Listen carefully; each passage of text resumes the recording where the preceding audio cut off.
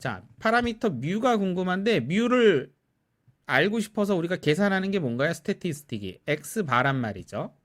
이런 경우에 우리가 이 x바를 뭐라고 부르냐면 에스티메이터라고 부릅니다. 파라미터 모를 때 그냥 에스티메이트 해주는 거죠. 그런데 파라미터의 밸류를 정확하게 하나의 밸류로 우리가 에스티메이트 하는 거기 때문에 그런 경우를 우리가 포인트 에스티메이터라고 부릅니다.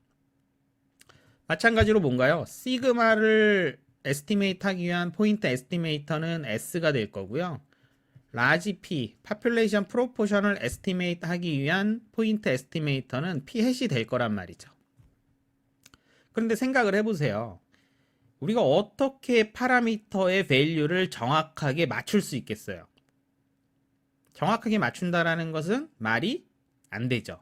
대신에 이제 앞에서 살펴본 것처럼 우리가 이 포인트 에스티메이터라고 하는 거는 많은 여러 개 샘플링을 통해서 x바의 expected value를 구하면 그 값이 뮤가 되도록 우리가 정해 놓은 거고요.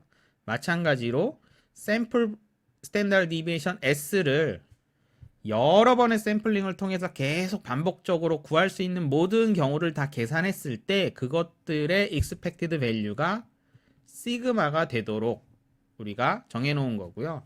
마찬가지로 샘플의 프로포션도 반복해서 여러 번의 샘플을 뽑았을 때 expected value가 라지 P가 되도록 되어 있단 말이죠. 이거는 반복적으로 여러 번 했을 때고요.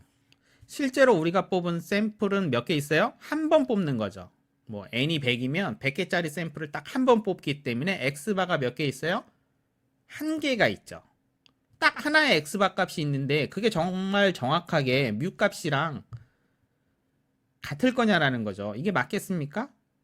잘 맞지가 않죠. 그래서 물어보면 어쩔 수 없이 우리가 포인트 에스티메이터를 통해서 밸류를 얘기를 합니다만 사실은 정확하게 맞을 일이 없다라는 거죠. 그러면 우리는 어떻게 할 거냐면 어떤 인터벌 안에 파라미터가 있지 않을까요? 라고 하는 어떤 인터벌을 생각을 할 거예요. 네. 이거를 우리가 인터벌 에스티메이션이라고 하고 이 파라미터에 대한 파라미터가 있을 만한 그러한 인터벌을 만드는 것을 우리가 컨피던스 인터벌을 구하는 과정이라고 생각을 하시면 되겠습니다. 자, 그럼 도대체 어떻게 해서 구하느냐? 파퓰레이션 민 뮤를 가지고 한번 설명을 해볼게요.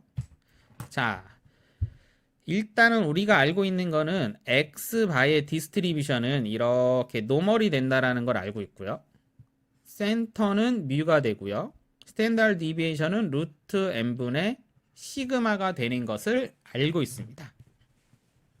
자, 그럼 생각할 게 뭐가 있냐 하면 우리가 앞에서 배운 게 있어요. 뭐가 있죠? 네, 689599.7 그 엠피리컬 룰이 있잖아요.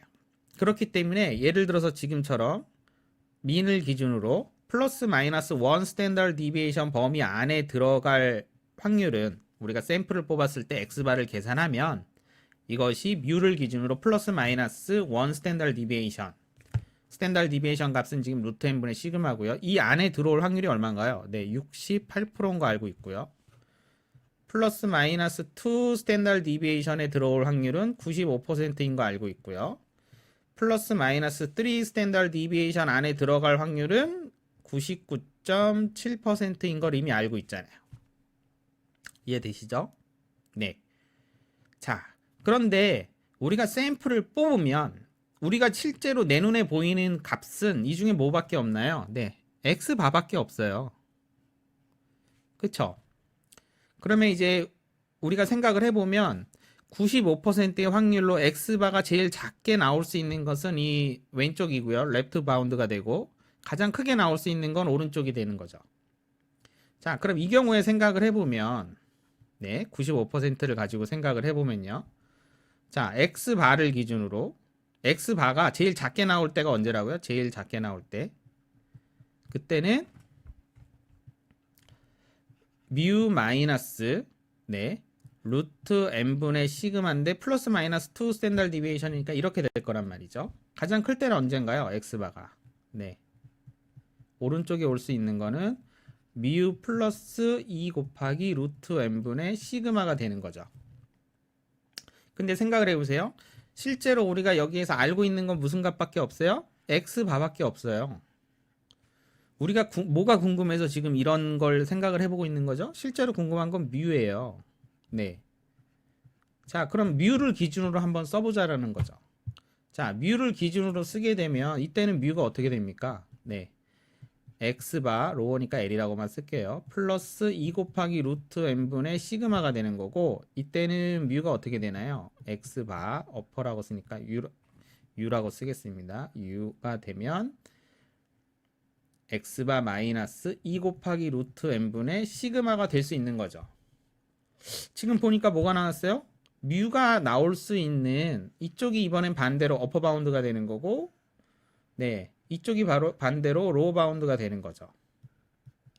그럼 우리가 뮤가 나올 수 있는 범위는 어떻게 생각할 수 있나요? 네, x 바를 기준으로 네, 마이너스 2 곱하기 루트 n분의 시그마보다는 크거나 같을 거고, x 바 플러스 2 곱하기 루트 n분의 시그마, 네, 이것보다는 작을 것이다 라는 이러한 인터벌을 만들 수 있는데, 간단히 얘기해서 이것이 바로 우리가 알고자 하는 컨피던스 인터벌의 모양입니다.